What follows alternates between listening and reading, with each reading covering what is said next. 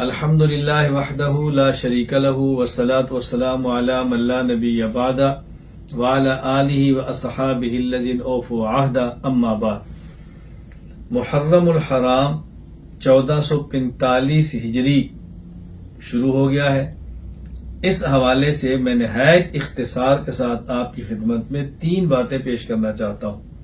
Number 1، اسلامی سال کا آغاز اور اسلامی اعتبار سے سب سے پہلا سال وہ ہے جب رسول اللہ صلی اللہ علیہ وسلم مکہ مکرمہ سے مدینہ منورہ ہجرت کر کے تشریف لے کے۔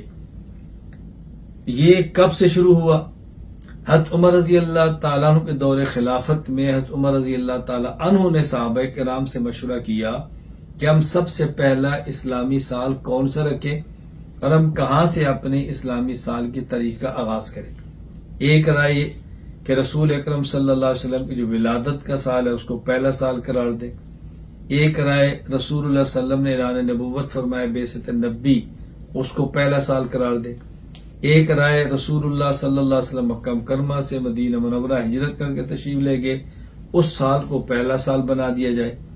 ایک رائے جب رسول اکرم صلی اللہ علیہ وسلم دنیا سے گئے ہیں اس سال کو پہلا سال قرار دے دیا جائے۔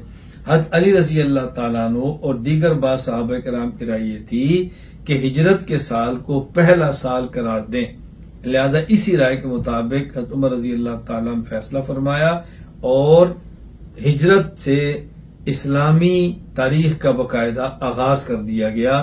تو گویا حضرت علی کا مشورہ ہے اور حضرت عمر کا فیصلہ ہے کہ یہ سال ہجرت کے اعتبار سے اسلامی سال شمار کیے جائیں گے۔ پھر یہ مشورہ ہوا کہ اسلامی سال کا پہلا مہینہ کون سا ہو۔ حضرت عثمان غنی رضی اللہ تعالیٰ نے رائے دی کہ پہلا مہینہ محرم کا ہونا چاہیے۔ ایک اس وجہ سے کہ عرب کے اندر دستور یہ ہے، بلا ضرورت اس کو بدلنے کی ضرورت نہیں ہے۔ نمبر 2، حج کے بعد لوگ واپس آ جاتے ہیں اور محرم الحرام سے زندگی کا آغاز ہو جاتا ہے تو بہتر ہے۔ تو یہی طے کر دیا گیا کہ اسلامی سال کا پہلا مہینہ محرم کا ہوگا۔ یہ رائے حضرت عثمان غنی کی ہے اور فیصلہ حضرت عمر رضی اللہ تعالیٰ عنہ کا ہے، اور یہ 2 باتیں وہ ہیں کہ جن کو تمام صحابہ کرام نے متفقہ طور پر مانا اور آج تک اسی پر عمل ہو رہا ہے۔ دوسری بات، باقاعدہ سال کے آغاز پر مبارکباد دینا اور یہ سال کے آغاز پر دعاؤں کی درخواست کرنا اور اسی خاص دن میں دعا کی درخواست کرنا یا اس خاص دن میں سال کی مبارکباد دینا، اس کو دین سمجھنا یہ مناسب نہیں ہے۔ یہ کہیں بھی شریعت مطہرہ سے ثابت نہیں، اور جو چیز شریعت سے ثابت نہ ہو اس کو شریعت بنا کر پیش کرنا یہ مسلمان کی شان کے لائق نہیں۔